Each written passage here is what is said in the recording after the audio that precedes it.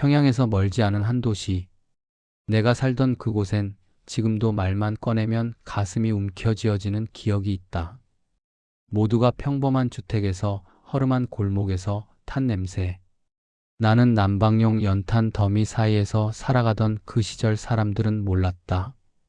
우리의 바로 발밑, 땅속 깊은 곳에 또 하나의 도시가 숨쉬고 있다는 사실을 말이다. 나는 올해 68. 남들은 새벽 시장에서 장사하며 늙어가는 평범한 탈북 주부로 알지만 내 가슴 속엔 아직 꺼내지 못한 이야기가 있었다. 오늘 라디오라는 익숙한 목소리의 숨결에 기대어 처음으로 그 문을 열어보려 한다. 그때가 1980년대 말, 나는 20대 초반이었다. 우리 집은 늘 먹을 것이 없었고 하루 한 끼도 못 먹는 날이 있었다. 하지만 그보다 더 무서웠던 건 언제나 도시 전체를 짓누르는 침묵이었다. 밤이면 멀리서 들리는 트럭 소리, 사람들의 발자국, 헛기침 같은 것들이 유난히 또렷하게 들렸다. 이유를 아무도 말해주지 않았다. 단지 그쪽 방향은 가지 말라는 말뿐. 그때는 몰랐다. 그쪽 방향이 바로 지하도시의 입구였다는 것을. 나는 방직 공장에 다녔는데 어느 날 군인 둘이 공장 안으로 들어왔다. 눈빛이 매서웠다. 김정희 동무 따라오시오. 이유도 모른 채 끌려갔다. 그들의 얼굴은 돌처럼 굳어 있었다. 발걸음이 향한 곳은 마을의 외곽 허름한 창고처럼 보이는 건물. 그런데 문을 열자 차갑고 축축한 공기가 온몸에 스며들었다. 바로 아래로 길게 뻗은 철제 계단. 한참을 내려가자 바닥이 아니라 또 다른 터널이 나타났다. 사람 냄새, 기름 냄새, 쇠 냄새가 뒤섞여 숨이 턱 막혔다. 그곳에서 처음 본 것은 거대한 철문이었다. 문 옆엔 번호가 붙어 있었는데 마치 아파트 동 번호처럼 보였다. 하지만 안을 들여다보니 방이 아니라 작은 도시가 있었다. 긴 복도, 전기불이 켜진 채 줄지어 있는 시설들, 사람들. 다만 일반 주민과는 다르게 모두 특권층, 간부들로 보였다. 옷차림부터 표정까지 그들의 세계와 우리의 세계는 달랐다. 여기가 뭐요? 내가 떨리는 목소리로 묻자 군인이 짧게 대답했다. 전시에 대비한 도시다. 너는 임시로 식량 운반 작업을 도울 뿐이다. 불필요한 질문은 하면 안 된다. 이 말 한마디가 내 인생을 바꿔놓았다.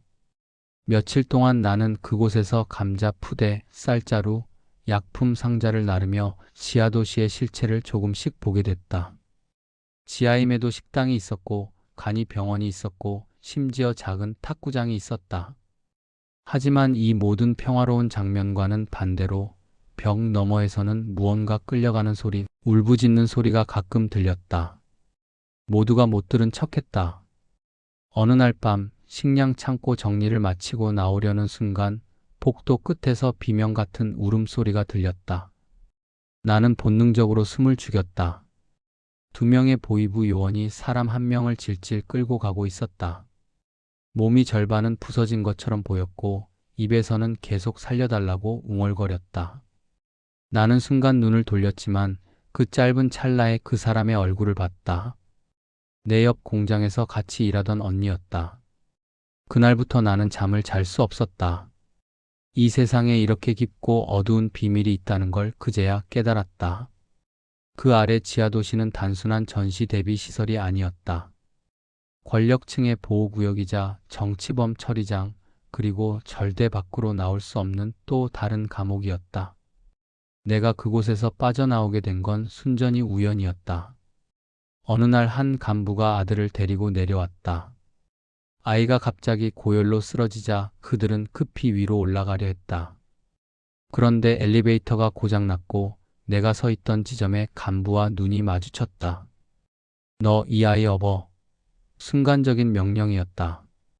나는 아이를 업고 계단을 따라 위로 뛰어올랐다. 그때의 공포는 아직도 생생하다. 지상으로 올라오자 새벽이었다. 간부는 아이를 받아들고 뒤도 안 보고 사라졌다. 나는 그대로 풀썩 주저앉았다. 그리고 다시는 그곳으로 돌아가지 않았다. 아무도 나를 찾지 않았다. 마치 내가 그곳에 있었다는 사실 자체를 지우고 싶은 듯이.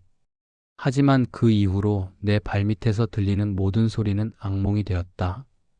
사람들이 몰래 사라지는 이유, 밤마다 울리는 트럭 소리, 아무도 묻지 않는 실종 사건들 모두 그 지하에서 시작되는 것이었다.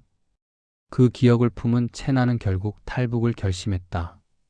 그러나 지하도시에서 본 얼굴들, 울음소리, 피멍든 손들, 그 모든 것은 내 영혼 깊숙이 스며들어 지워지지 않았다. 오늘 이 이야기를 꺼낸 건 적어도 누군가는 알아야 할 것 같아서다. 땅 밑에서 벌어졌던 그 비극이 누구의 기억 속에서든 흔적이라도 남기를 바라며. 지하도시에서 빠져나온 지 며칠 뒤 나는 이상하게도 몸이 아니라 마음이 먼저 무너졌다.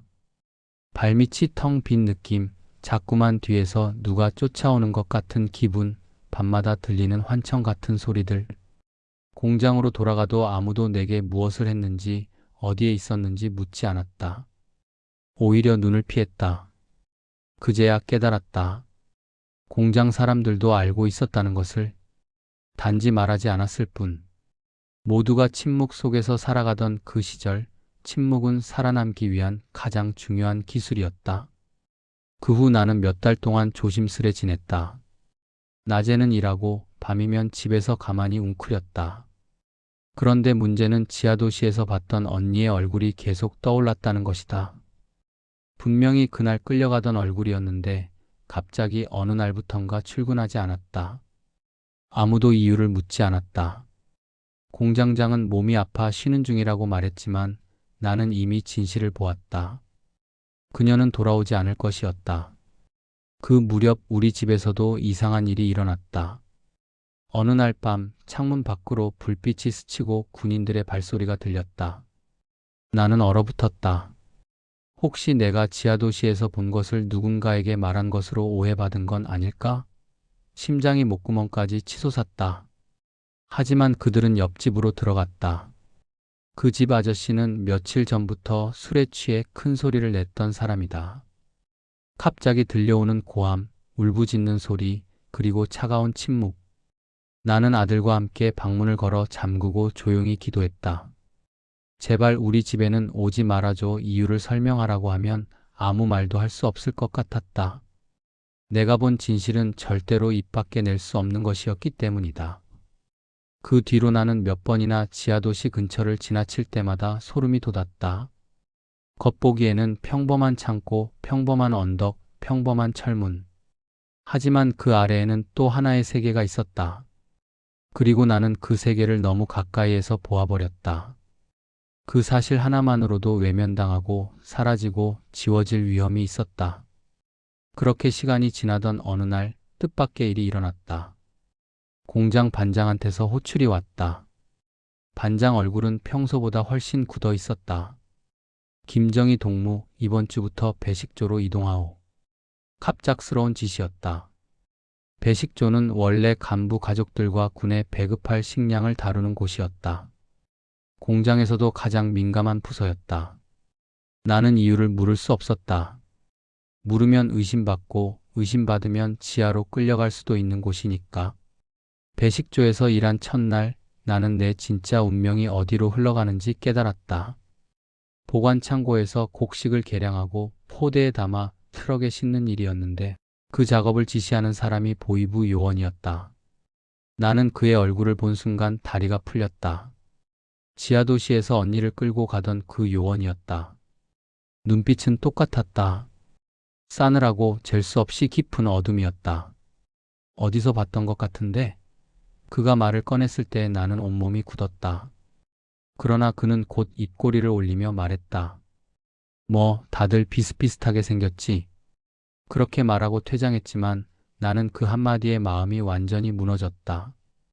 그는 분명히 나를 기억하고 있었다. 단지 그날은 그냥 지나친 것뿐. 그게 왜였는지는 알 수 없었다. 하지만 분명한 건 나의 일거수일투족이 이미 감시 대상이 되었다는 것이었다. 그때부터 나는 살아남기 위한 작은 기술들을 배워나갔다. 말하지 않는 법, 궁금해하지 않는 법, 그리고 무엇보다 눈을 마주치지 않는 법. 하지만 세상은 언제나 예기치 못한 곳에서 무너진다. 눈만 피한다고 입만 다문다고 안전해지는 것이 아니었다. 배식조에서 일하던 지 몇 주 됐을까? 어느 날 새벽 내 이름이 불렸다. 김정희 동무, 지하 창고로 내려오시오. 그 목소리는 익숙한 보이부 요원의 것이었다. 나는 다리에 힘이 풀릴 것 같았지만 애써 아무렇지 않은 척 따라갔다. 하지만 내가 예상한 그곳 지하도시 입구 앞에서 그는 멈춰 섰다. 너 말이야, 요즘 왜 이렇게 표정이 굳었어? 내가 대답하지 않자 그는 갑자기 큰 소리로 웃었다. 겁먹었지? 하긴 너 같은 여자애들이 제일 무서워하더라. 웃음에 섞인 잔혹함은 숨기지 않았다. 그 눈빛을 보는 순간 나는 확신했다. 그가 나를 다시 지하로 데려가 비밀을 지우려 한다는 것을. 하지만 그 순간 뒤쪽에서 군 트럭이 크게 미끄러지듯 들어왔다. 부상자 발생. 빨리 의료창고 열어. 여러 명이 고함치며 들것을 들고 뛰어왔다. 보이부 요원도 잠시 시선을 돌렸다. 그 틈을 타나는 조금 뒤로 물러났다. 그리고 다른 노동자들 틈에 섞여 빠르게 사라졌다. 그날 밤 나는 이곳을 떠나야 한다는 확신을 했다. 그러던 무렵 우리 공장에 한탈북 시도가 발각되었다는 소문이 돌았다. 사람들은 말하지 않았지만 서로의 눈빛만 봐도 알 수 있었다. 누군가는 도망치려 했고 누군가는 붙잡혔다. 그리고 지하도시는 그 비극의 종착지였다. 혹시 그 지하에서 울고 있는 사람 중에 그 언니처럼 사라진 사람들이 있는 건 아닐까? 내가 떠나지 않으면 곧 그 중 하나가 될지도 몰랐다. 며칠 뒤 드디어 결심했다. 정희야, 우리도 나가자. 남편의 목소리가 떨리고 있었다. 그는 오래전부터 탈북을 꿈꾸고 있었지만 내가 지하에서 본 일들 때문에 더욱 결심이 굳어졌다. 아이까지 이렇게 살 순 없어. 저 밑에서 무슨 일이 벌어지는지 알잖아. 나는 고개를 끄덕였다. 선택지는 없었다. 하지만 탈북은 생각보다 훨씬 위험했다. 국경은 삼엄했고 감시탑에는 군인들이 상시 배치되어 있었다. 게다가 나는 지하도시의 비밀을 본 사람이었다. 붙잡히기라도 하면 살아남기 어려울 것이었다. 그럼에도 불구하고 나는 떠나기로 했다. 왜냐하면 남아있는 것이 더 무서웠기 때문이다. 탈출 날짜는 한 달 후로 정했다. 그동안 우리는 계획을 세우고 먹을 것을 모으고 조용히 물건을 준비했다. 하지만 이 모든 준비 과정에서도 지하도시의 기억은 나를 괴롭혔다. 잠들기 직전 들리는 울음소리, 복도에서 끌려가던 사람들의 발자국, 어둠 속에서 피어오르던 숨소리. 그 모든 것이 내 귀에 맴돌았다. 마치 내가 그곳에 다시 끌려가고 있는 것처럼. 그러던 어느 밤 나는 꿈을 꾸었다. 지하도시의 복도에서 언니가 나를 부르며 손을 뻗고 있었다. 나도 데리고 가 눈을 떴을 때 눈물이 베개를 적시고 있었다. 나는 더 이상 지체할 수 없다고 느꼈다. 그리고 알 수 없는 불안이 나를 뒤덮었다. 마치 시간이 얼마 남지 않은 것처럼. 그 다음 날 나는 결심했다. 준비를 조금 더 앞당기자. 남편도 고개를 끄덕였다. 우리가 몰랐던 사실은 그 결정이 우리의 목숨을 구할 수도 망칠 수도 있었다는 것이다. 탈북을 준비한 한 달은 숨을 쉬는 것조차 조심스러웠다. 밖에서 나는 작은 기계음 하나에도 가슴이 철렁 내려앉았고 창밖을 스치고 지나가는 그림자에도 온몸에 털이 곤두섰다. 지하도시에서 봤던 일들이 머릿속에서 되감기처럼 반복되며 너 다음은 너다라고 속삭이는 듯 했다. 하지만 가족을 지키기 위해선 공포와 함께 살아야 했다. 남편은 새벽마다 밖으로 나가 주변을 살폈고 나는 아이에게 절대 아무 말도 하지 말라고 신신당부했다. 방 안엔 늘 긴장이 가득했고 아무 말도 없었지만 서로의 눈빛은 같은 두려움을 공유하고 있었다. 탈출 경로는 두만강이었다. 하지만 겨울의 두만강은 생명줄이 아니라 죽음의 강이었다. 물살은 더 차갑고 빨랐고 경비병들은 술에 취해 있다가도 갑자기 정신이 또렷해지는 존재였다. 그래서 우리 가족은 강을 건너기 전에 북쪽 산길로 크게 우회해야 했다. 그 길은 주민들조차 잘 다니지 않는 험한 피탈길이었다. 하지만 위험을 줄이기 위해선 그 길을 택할 수밖에 없었다. 길을 찾기 위해 며칠 밤을 새우며 계획을 세웠고 움직이는 시점부터 돌아가는 길까지 모두 계산했다. 작은 발자국 하나도 발각되면 끝이었다. 며칠 후 드디어 출발 전날이 되었다. 그런데 이상한 일이 벌어졌다. 저녁 무렵 누군가 우리 집 문 앞에 조용히 서 있었다. 노크도 없고 기척도 없었다. 나는 심장이 얼어붙은 채 문틈으로 살짝 눈을 가져갔다. 그런데 보이는 것은 보이부 군모를 쓴 군인의 그림자였다. 그는 문을 두드리지도 않고 들어오지도 않고 그냥 한참 동안 문 앞에 서 있었다. 그 짧지 않은 시간 동안 나는 1000번은 죽었다가 살아나는 기분이었다. 만약 그가 이 문을 연다면 우리는 끝이었다. 하지만 군인은 아무 말 없이 사라졌다. 그의 목적이 무엇인지 알 수 없었다. 그날 밤 우리는 잠을 이루지 못했다. 누군가 우리 계획을 알고 있는 걸까? 아니면 단순한 순찰일까? 머릿속에 온갖 생각이 오갔다. 그러나 다음 날이 밝아오자 우리는 더 이상 시간을 끌 수 없었다. 어떤 징후든 위험은 이미 시작된 것이었고 미루면 더 큰 화가 닥칠 수도 있었다. 준비한 비상식량을 옷 안쪽에 숨기고 아이에게는 오늘부터 말하면 안 돼. 웃지도 울지도 말고 그냥 엄마만 바라봐라고 말했다. 아이는 겁먹은 눈으로 고개를 끄덕였다.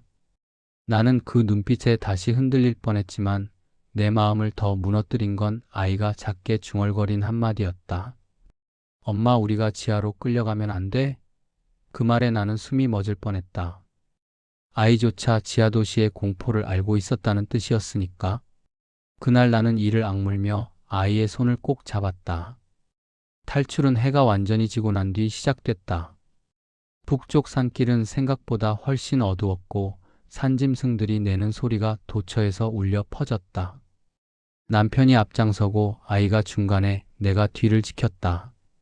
한 발 잘못 디디면 낭떠러지로 떨어질 것 같은 곳이 수십 번이나 나왔다. 그럼에도 우리는 묵묵히 걸었다. 중간에 발자국 소리가 들리면 숨을 죽이고 바위 뒤에 몸을 눕혔다. 그렇게 몇 시간을 이동한 뒤 우리는 강을 내려다보는 높은 절벽에 도착했다. 그때였다. 뒤쪽에서 바스락거리는 소리가 났다. 나는 무의식적으로 남편 옷자락을 잡아당겼다. 남편은 손가락을 입에 대며 조용히 신호를 보냈다. 그리고 어둠 속에서 군인 2명의 그림자가 나타났다. 그들은 우리의 위치에서 불과 몇 미터도 떨어지지 않은 곳까지 다가왔다. 나는 숨을 멈췄고 아이는 입을 두 손으로 틀어막고 떨었다. 군인 중 한 명이 담배를 꺼내 태우며 말했다. 아까 지하 출입자 명단에서 빠진 사람 있다고 하지 않았소? 그 한마디에 나는 다리가 풀리는 줄 알았다. 분명 나였다. 나는 그날 간부 아이를 업고 올라온 뒤 다시 나타나지 않았고 그들은 결국 내 이름이 명단에 없다는 걸 알게 된 것이다. 군인들은 주변을 살피며 조금씩 다가오기 시작했다. 나는 돌틈에 몸을 더 깊게 묻으며 떨리는 입술을 깨물었다. 남편은 아이의 머리를 끌어안고 한치도 움직이지 않았다. 심장이 아니라 전신이 뛰는 것만 같았다. 군인들은 한참을 서성이더니 날이 춥네. 내려가자라는 말을 남기고 돌아갔다. 그 순간 나는 그 자리에서 무너져 울 뻔했지만 참았다. 아직 끝나지 않았기 때문이다. 표적이 됐다는 사실을 알게 되자 탈출의 긴장감은 더 커졌다. 그들은 지금쯤 우리가 어디로 향할지 추측하고 있을 것이다. 그리고 지하도시를 드나들던 사람이라면 무조건 잡아들이라는 명령이 떨어졌을지도 모른다.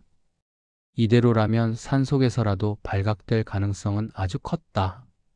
그러나 막상 두만강이 눈앞에 나타났을 때 나는 이 모든 위험을 감수할 수밖에 없다는 걸 깨달았다. 강은 얼어 있었지만 그 얼음이 얼마나 버틸 수 있을지는 알 수 없었다. 그때 갑자기 멀리서 개 짖는 소리가 들렸다. 보이부가 데리고 다니는 추적견 소리였다. 내 다리는 힘을 잃고 흔들렸고 아이는 겁에 질려 울음을 삼켰다. 남편은 우리의 손을 끌며 속삭였다. 지금 달리지 않으면 끝이야. 그리고 우리는 달렸다. 발밑에서 눈이 튀고 얼음이 깨지는 소리가 밤 공기를 갈랐다. 강을 향해 뛰어가며 나는 헛되게 중얼거렸다. 제발, 제발. 추적견의 소리는 점점 가까워졌고 군인들의 고함 소리도 뒤에서 메아리처럼 울렸다. 나는 더 이상 뒤를 볼 용기도 없었다. 오직 앞으로 달릴 뿐이었다. 드디어 강 위에 올라섰을 때 바람은 칼날 같았고 얼음은 비명처럼 삐걱거렸다. 남편이 먼저 건너기 시작했고 나는 아이를 품에 안고 조심스레 뒤따랐다. 그런데 그 순간 뒤쪽 어둠 속에서 들려온 군인의 외침이 밤하늘을 찢었다. 멈춰. 거기 서라. 그 한마디에 온몸이 얼어붙었다. 그러나 우리는 멈출 수 없었다.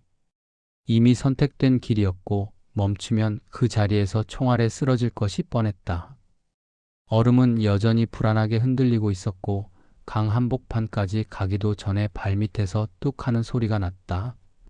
나는 아이를 더 세게 안았고 남편은 손을 뻗어 우리를 잡으려 했다. 추적견의 울음소리는 점점 가까워지고 군인들의 발걸음은 얼음 위로 쿵쿵 울리기 시작했다. 살아남을 수 있을까? 아니면 이 강 위에서 끝나는 걸까? 강 위에서 울려 퍼진 군인들의 고함은 겨울밤의 공기를 갈라놓을 만큼 날카로웠다. 멈춰. 라는 외침이 튕겨나오자 나의 다리는 본능적으로 굳어버렸지만 남편의 절규 같은 외침이 다시 움직임을 강요했다. 정희야, 뛰어. 그 목소리에 정신이 번쩍 들었다.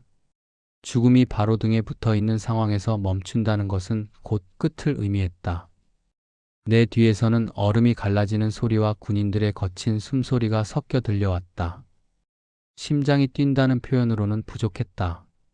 심장은 이미 목까지 튀어나와 온몸을 흔드는 망치가 된 듯했다.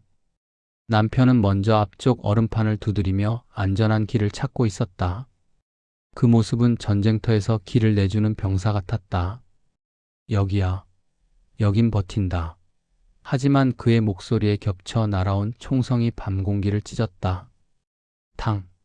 나는 비명을 삼키며 본능적으로 몸을 웅크렸다.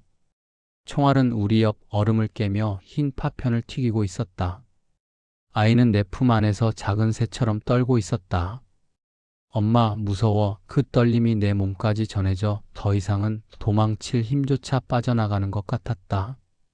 그러나 그때 멀리서 들리던 추적견 울음소리가 갑자기 멈췄다. 뒤이어 군인들의 고함이 뒤엉켜 소란이 일어났다. 야, 잡아. 어딜 가? 견주를 놓쳤어. 그 짧은 혼란이 우리 가족에게 기적 같은 틈을 열어주었다. 남편은 기회를 놓치지 않았다. 지금이야. 얼른 와. 그는 손을 뻗었고 나는 아이를 더 꼭 안고 남편 쪽으로 미끄러지듯 달려갔다. 그 순간 발밑에서 꽝 하는 소리와 함께 얼음이 크게 흔들렸다. 나는 아이와 함께 거의 쓰러질 뻔했지만 남편의 손이 우리를 끌어당겼다. 조금만 더. 곧 중국 쪽 나무숲이야. 우리는 거의 네 발로 기어가는 동물처럼 강 위를 버티며 전진했다. 등 뒤에서는 군인들의 발소리가 점점 가까워지고 있었고 그들의 무거운 군화는 얼음을 더 위험하게 만들었다. 언제든 깨질 수 있었다. 그러던 찰나 다시 한번 총성이 울렸다. 총알이 내 바로 옆 얼음 위를 파고들며 찬물이 튀었다. 나는 숨이 멎는 줄 알았다. 그런데 그 순간 얼음이 더 크게 금이 가기 시작했다. 균열은 군인들이 서 있는 쪽으로 빠르게 퍼졌다. 그들이 뒤로 물러서 라고 외치는 소리가 들렸다. 그 혼란은 몇 초였지만 우리에게는 더 큰 기회였다. 남편은 이를 악물고 내 손과 아이의 손을 함께 잡았다. 정희야, 조금만 더 버텨. 이기면 우리가 산다. 그의 목소리는 간절함 그 자체였다. 나는 힘을 내달렸다. 강 끝자락의 어둠 속에서 나무숲의 그림자가 보이기 시작했다. 중국 땅이었다. 희미했지만 확실히 보였다. 그 순간 내 눈에서는 눈물이 흘렀다.